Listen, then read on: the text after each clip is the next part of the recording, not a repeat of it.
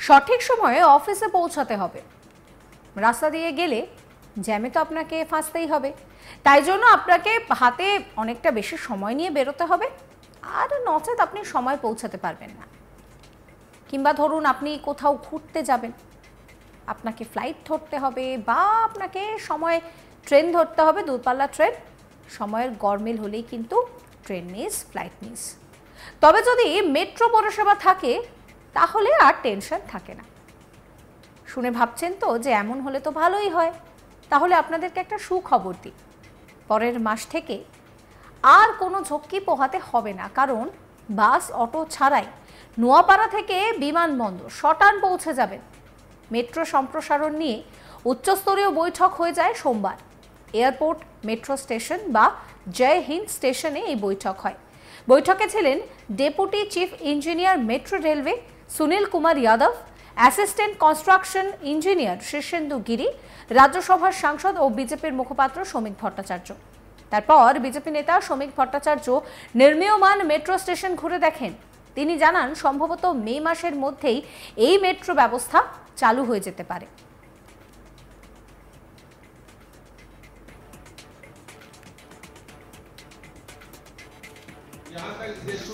কি বলছেন বিজেপি নেতা শ্রমিক ভট্টাচার্য, শুনুন। এটা কলকাতাবাসীর কাছে একটা উপহার, এটা আনন্দের খবর।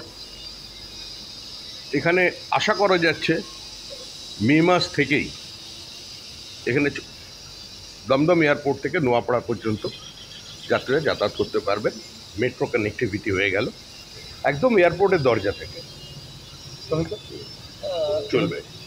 সমস্ত ধরনের ইন্সপেকশন কমপ্লিট হয়ে গেছে, সিআরএস বাকি আছে, ট্রায়াল রান কমপ্লিট হয়ে গেছে, ভেতরের অন্যান্য মেকানিক্যাল সিভিল যে ওয়ার্ক ছিল সেগুলো হয়ে গেছে, কিছু টাচ আপ বাকি, ইলেকট্রিক্যালের কিছু কাজ বাকি আছে। এয়ার কন্ডিশনিংকে পুরোটা এখনো পর্যন্ত হয়নি, সেটা হতে কয়েকদিন মাত্র সময় লাগবে। ওভারঅল মেট্রো চলার জন্য যা করা দরকার সেটা একাধিকবার ট্রায়াল রানে দেখা হয়ে গেছে, এখন সময়ের অপেক্ষা। কলকাতা 6 মিনিট অন্তর অন্তর মেট্রো চলে, এখানেও কি এরকম চলবে? আমরা তো সেটাই চেষ্টা করবে অথরিটি। ভারত সরকার, দেশের প্রধানমন্ত্রী কলকাতাকে সর্বতোভাবে সহযোগিতা করবার জন্য বদ্ধপরিকর। 1.5 মাস আগেই ঠিক রেলওয়ে বাজেটের 2 দিন পর রেলওয়ে বোর্ড আরও 1000 কোটি টাকা ধার্য করেছে কলকাতা মানে এসপ্ল্যানেড থেকে ইডেন গার্ডেন পর্যন্ত। ইডেন গার্ডেনের নিচে একটা আন্ডারগ্রাউন্ড স্টেশন হবে। আবার শোনা যাচ্ছে ওটা ওয়াক অফ প্রপার্টি। যাক, সেটা নিয়ে আবার কোনো বিতর্ক না হওয়াই ভালো, কারণ আমরা সবেতেই বিতর্ক চাই। 10,000 কোটি টাকার বেশি প্রজেক্ট। সুতরাং কলকাতার মেট্রোকে দেশের প্রথম মেট্রো, নিঃসন্দেহে এটা বাংলা এবং বাঙালির একটা অহংকার ছিল। তো সেটা যেন সর্বাত্মকভাবে সফল হয় সেটা সকলেই কামনা করছেন। এর মধ্যে তো কোনো রাজনীতি নেই, আর উন্নয়নের মধ্যে রাজনীতি আসুক এটা আমরা কোনো সময় চাই না। বারাসাত পর্যন্ত মেট্রো রেল যাবে, পুরোটাই আন্ডারগ্রাউন্ড। সেখানে কিছু সমস্যা স্বাভাবিকভাবেই আছে। ল্যান্ড অ্যাকুইজিশন একটা ইস্যু, কারণ এর মধ্যেই আমাদের ওখানে হাইওয়ে তৈরি হয়েছে। হাইওয়েটা খুব বেশি চওড়া এটা বলা যায় না, কিছু জায়গা স্পেস আছে। এবং যখন এটা প্ল্যান করা হয়েছিল তখন যে পপুলেশন ছিল, আজকে কিন্তু সেটা আরও বেড়ে গেছে। এটা ডেন্সলি পপুলেটেড জায়গার মধ্যে দিয়ে বারাসাত পর্যন্ত নিয়ে যেতে হবে। সে কাজটাও যত তাড়াতাড়ি সম্ভব চেষ্টা করা হচ্ছে। তার প্ল্যানিং সম্পূর্ণ হয়ে গেছে, যে সম্পূর্ণ ভূগর্ভ দিয়ে মানে মাইকেল নগর বা এই অঞ্চলের পুরোটাই বারাসাত পর্যন্ত যাতে যায়, বারাসাত জাংশন হবে, চেষ্টা করা হচ্ছে সেটা। বারাসাতের কথা আপনি বললেন, রেলমন্ত্রী নিজেও বারবার অভিযোগ করেছেন যে এরকম ল্যান্ড অ্যাকুইজিশনের সমস্যা গোটা রাজ্যে প্রচুর, এবং রাজ্য সেখানে ভূমিকা নিচ্ছে না বলে রেল টাকা ঢালছে কিন্তু প্রজেক্ট শেষ হচ্ছে না। বারাসাত একইভাবে। দেখুন, আমি আজকে এসছি এখানে শুধুমাত্র পরিদর্শন করবার জন্য, কোনো রাজনৈতিক বিবৃতি আমি দেব না। কারণ রেলের একজন উচ্চপদস্থ আধিকারিককে সঙ্গে নিয়ে তো রাজনৈতিক বিবৃতি দেওয়া যায় না। কিন্তু পরিসংখ্যান অনুযায়ী এখন পর্যন্ত পশ্চিমবঙ্গে 43টা রেলের প্রজেক্ট ল্যান্ড অ্যাকুইজিশনের কারণে আটকে আছে।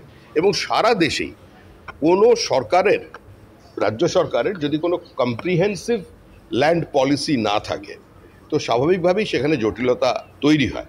তা আমরা সবসময় আশা রাখবো আমাদের রাজ্যে যে সরকারই থাকুক না কেন, বর্তমানেরও যিনি মুখ্যমন্ত্রী আছেন তিনিও অতীতের রেলমন্ত্রী ছিলেন, বা বর্তমানের যে সরকার, আমরা তো উন্নয়নের ক্ষেত্রে কোনো বিভাজন চাই না, তো সবাই এগিয়ে আসুন, সবাই মিলে যেটা তাড়াতাড়ি কাজটা করে ফেলা যায় সেটা দেখতে হবে।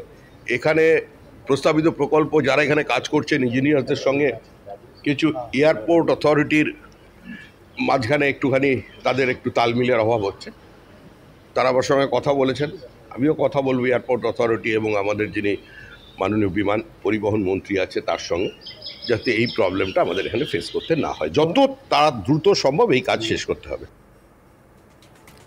যেমন একটা সুখবর আছে, ঠিক তেমনই একটা খারাপ খবরও আছে। দ্বিতীয় পর্যায়ের প্রকল্প বাধার মুখে। প্রশাসনিক সূত্রের খবর, বিমানবন্দর হয়ে নিউ ব্যারাকপুর পর্যন্ত সম্প্রসারণ করা হবে মেট্রোর। সে বিষয়টা জানানো হয়েছিল, যা বারাসাত মেট্রো প্রকল্প নামে পরিচিত।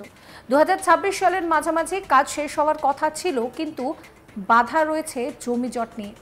তাই এই কাজ কবে শেষ হবে তা কিন্তু এখনো প্রশ্নের মুখে। মেট্রো কর্তৃপক্ষ সূত্রে খবর, যশোর রোড, বেরাটি, মধ্যমগ্রাম ও বারাসাত এই স্টেশনগুলির জন্য কিন্তু জায়গা পাওয়া যায়নি। শ্রমিক ভট্টাচার্যের কথা আপনাদের আরো একবার শোনাবো। এটা কলকাতাবাসীর কাছে একটা উপহার, এটা আনন্দের খবর। এখানে আশা করা যাচ্ছে মে মাস থেকেই এখানে দমদম এয়ারপোর্ট থেকে নোয়াপাড়া পর্যন্ত যাত্রীরা যাতায়াত করতে পারবেন। মেট্রো কানেক্টিভিটি হয়ে গেল একদম এয়ারপোর্টের দরজা থেকে চলবে। সমস্ত ধরনের ইন্সপেকশন কমপ্লিট হয়ে গেছে, সিআরএস বাকি আছে, ট্রায়াল রান কমপ্লিট হয়ে গেছে, ভেতরের অন্যান্য মেকানিক্যাল সিভিল যে ওয়ার্ক ছিল সেগুলো হয়ে গেছে, কিছু টাচ আপ বাকি, ইলেকট্রিক্যালের কিছু কাজ বাকি আছে। এয়ার কন্ডিশনিংকে পুরোটা এখনো পর্যন্ত হয়নি, সেটা হতে কয়েকদিন মাত্র সময় লাগবে।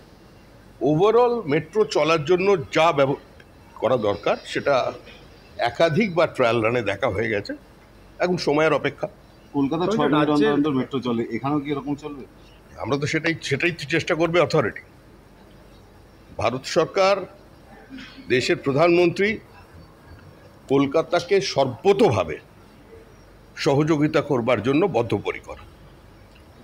1.5 মাস আগেই ঠিক রেলওয়ে বাজেটের 2 দিন পর রেলওয়ে বোর্ড আরও 1000 কোটি টাকা ধার্য করেছে কলকাতা মানে এসপ্ল্যানেড থেকে ইডেন গার্ডেন পর্যন্ত। সমস্ত খবরের আপডেটের জন্য আপনাদের নজর থাকুক আজ তাক বাংলা। চ্যানেলটিকে সাবস্ক্রাইব করবেন, নোটিফিকেশনের জন্য বেল আইকনে ক্লিক করবেন, ফলো করতে ভুলবেন না আজ তাক বাংলার হোয়াটসঅ্যাপ চ্যানেলও।